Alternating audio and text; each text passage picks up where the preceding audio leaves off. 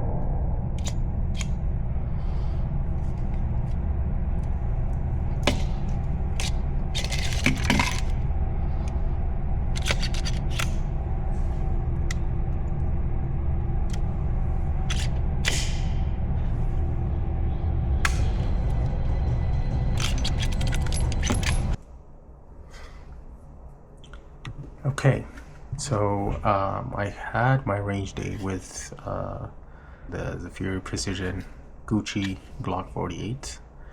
Was interesting to say the least. As you can see, this thing is super dirty. I actually had this for a couple of days after the range day, and I just had through handling it and stuff. This is looks better now, but the barrel and this area was dirty.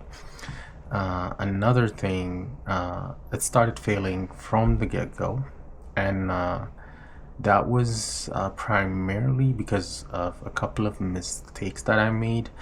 Now the real test would be my next trip, and the next trip it better work. If not, I'm gonna have a meltdown. But I had two things that went wrong. One, I'll show you in the one thing they messed up. I had them assemble the upper, and when they installed the front side, they didn't apply any Loctite to it.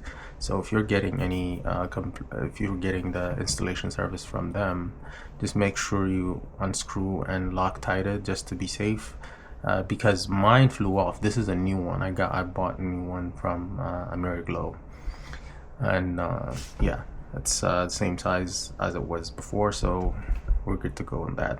That was minor for me, to be honest. It was kind of funny because I was aiming, and after I took a shot, I kind of, with all the gases coming out, the thing flew off, and I was looking through the red dot, and there was nothing there, and I'm like, what just happened?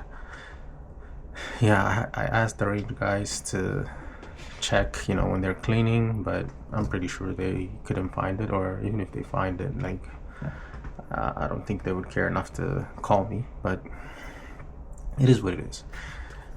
So that's the first shocker, but another shocker was just the constant failures that I was experiencing. Every mag failed. Every mag had at least 2 or 3 failures. And I tried to do a comparison with a stock Glock 48, not in the MOS version, but just the stock one.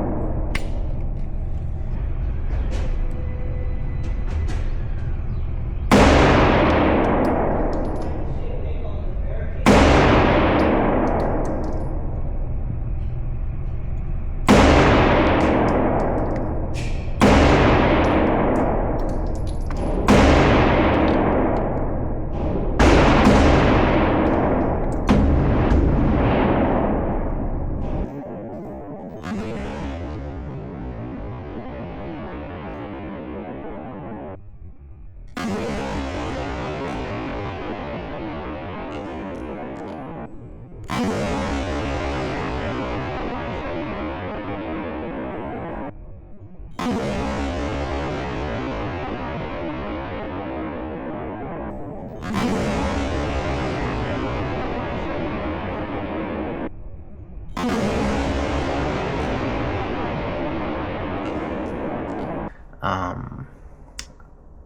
thing I noticed is I really don't like how Glocks present. I guess I'm so used to the Canic and Walter system. My aim was just so off. I was shooting low or high. It was just bad. But this one, I don't know if it's probably because of the whole grip. It didn't feel as snappy, and the ports helped. It felt good in the hand, but it was just like the failure was unbearable. So many failures. But I was expecting to have failures because I've seen all the online comments and stuff. So I thought it was gonna be probably maybe like the Cerakote was too thick or something like that. But I found two major issues. One, this side of the screw, it was longer, and it was pinning the extractor rod. It's like literally like when the screw, when you look at when you take everything out and look, the screws actually the screw hole actually goes all the way down to the extractor rod, like the extractor spring rod assembly here, that goes from this to this. And that's probably why I was getting issues like with extraction and then double feeds and all kinds of stuff, because the extractor rod, because it pinned it, once it got pushed back, once this piece, the rod I'm talking about is this piece, the one that's the shiny piece that's inside here, that part was it was back, all the way back, and this was just floating by itself. There was no spring in it.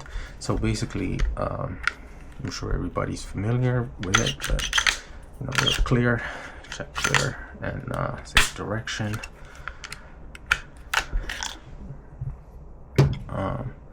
So if you, let me just take this thing off, and as you can see, this is what I'm talking about. It gets super dirty on a shiny surface like this kind of dirtiness. Yeah, anyway. So as you can see, this this is what pinches the rounds and takes it out, this piece. And it's supposed to be springy, like if I press it, kinda, it's supposed to go back and forth. So right now it's too tight and I don't really want to pinch my finger, but if you press it, it moves and it goes right back. But before, because this screw on the optic was pressing on it, it kind of jammed it in, because I had to tighten this thing up, and it held the extractor rod, the extractor spring rod, in place while it's compressed, and it wasn't moving. And it was a weird situation where I thought it was like a defect with the slide, but then when I finally started like looking around and looking for other possible issues, it is definitely this. So once, and I took it apart and tried to, the spring rod is supposed to fall out. Once you take the cap off, the spring rod is supposed to fall out when you just do this. And it wasn't falling out, and I tried to push it. It was like, I tried to push it from this side. It just wasn't budging. Just wouldn't move. I took the extractor out and tried to push this thing with this, and it was just not budging. It wasn't moving. So I was like, how can they assemble this and not notice that this thing is stuck? So I thought about it, and I was like, there's no way they would do that. I mean, like, even if you're incompetent, you would never do that. Like, why would you ruin your name as a company like that? It's just, all they gotta do is just like drill a bit more. It's not like it's a lot of work. So anyway, this wasn't their fault, it was my fault. So I took the screw out, and this thing, when I did this, the rod fell out. So okay, that's user error, that's my error. So okay, I took the screw out, and luckily Siley provides you with a ton of screws, like so many screws.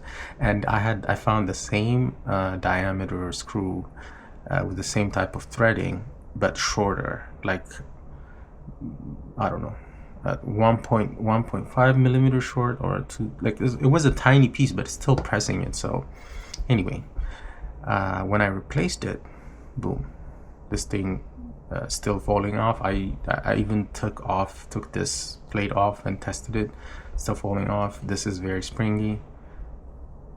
So issue number 1 solved. I also replaced the OEM extractor with an Apex failure resistance extractor. And a second thing that I've noticed was whenever there's a loaded